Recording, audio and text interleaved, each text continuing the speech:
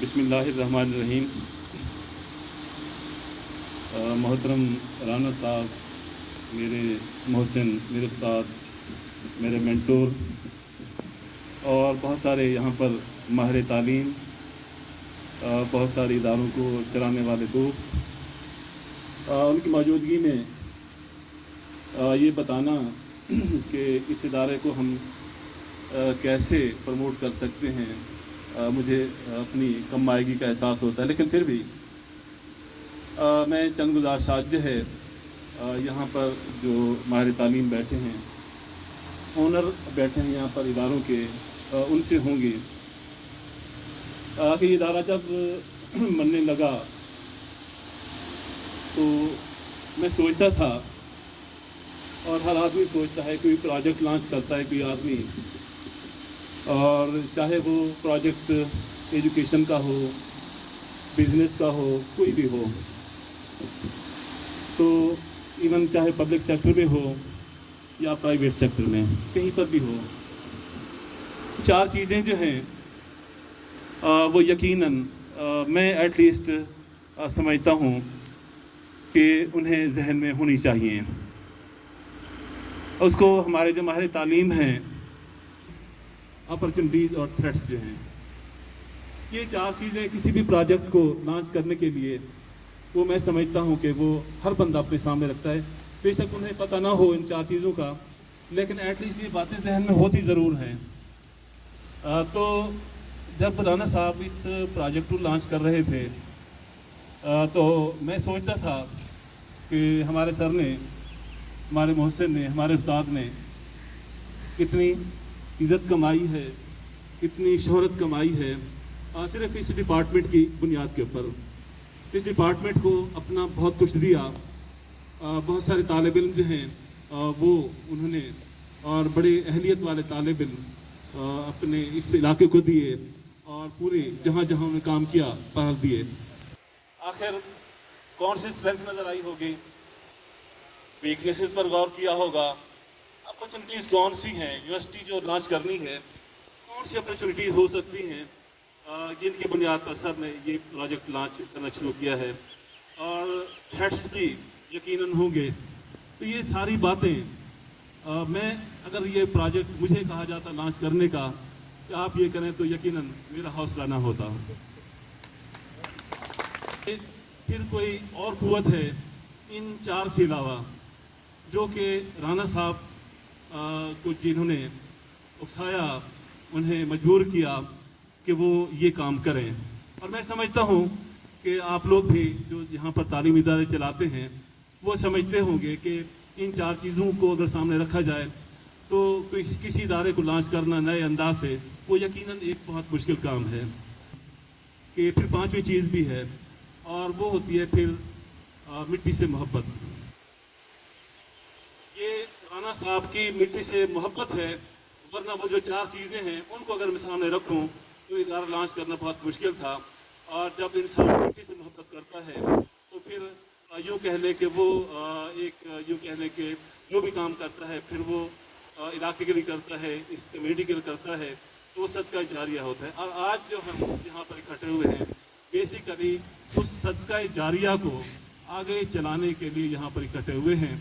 اور مجھے یہ بھی پتہ ہے کہ یقیناً ادارے کو لانچ کرنے میں اور چلانے میں مشکلات ہیں، لیکن ان مشکلات کے باوجود رانا صاحب نے یہ اسٹیپ لیا، اور اس میں چونکہ ان کی نیک نیتی شامل ہے، ہم بھی اس نیک نیتی میں ان کے ساتھ شامل ہیں. اور اس سارے کام کو کرنے میں جہاں جہاں بھی ہماری ضرورت پڑے گی، آج بھی میں نے وہاں پر چوکریشی میں موجود جتنے دوست تھے انہیں انوائٹ کیا. میں نے کہا کہ آپ لوگ جو کہ اپنے اسٹوڈنٹس پر بہت انفلوئنس رکھتے ہیں، اسٹوڈنٹس جب بھی آپ جو پرائیویٹ اداروں کے جو جتنے مالکان یہاں پر بیٹھے ہیں وہ میں سمجھتا ہوں کہ وہ مالکان نہیں ہیں، وہ ٹیچر بھی ہیں.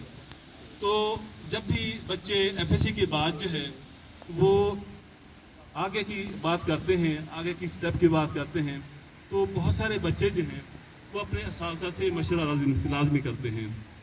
تو میں نے ان دوستوں کو، وہ جو اونر یہاں پر موجود ہیں، بیسیکلی ٹیچرز ہیں، ان سے میری گزارش ہے کہ رانا صاحب نے یہ جو پروجیکٹ لانچ کیا ہے اس کی جو کامیابی ہے، اچھا ہوتا یہ ہے کہ پچھلے سال جو ہے مجھے اپنی جو گریڈ 20 کی ٹریننگ تھی لاہور میں جانے کا اتفاق ہوا.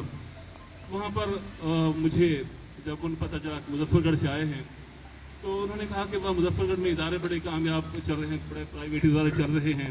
انہوں نے 2 اداروں کا نام بھی لیا اکیڈمی کا. تو میں نے کہا کہ یہ کب کی بات ہے جب آپ نے ان کی مشورے سنی تھی؟ کہنے لگے کہ آج سے 8-10 سال پہلے کی بات ہے. تو میں نے کہا کہ اب جا کے ذرا ان کو پتہ کر لینا کہ اب کیا صورتحال ہے. تو انہوں نے کہا آپ بتا دیں. میں نے کہا میں نہیں بتاتا، آپ کسی پتہ کر لینا. تو انہوں نے کہا کہ فیل ہو گئے. میں نے کہا ہاں مجھے تو ایسا لگتا ہے فیل ہو گئے. تو انہوں نے کہا کہ سامنے آ جائے بتائیں کہ فیلئر کی وجہ کیا ہے. تو میں نے کہا کہ تعلیمی ادارے جو ہیں یہ بیسیکلی جس مشن اور جس مقصد کے لیے بنائے جاتے ہیں، جب بھی ہم اس مشن کو، اس ویژن کو چھوڑیں گے تو یہ ادارے بیٹھ جائیں گے.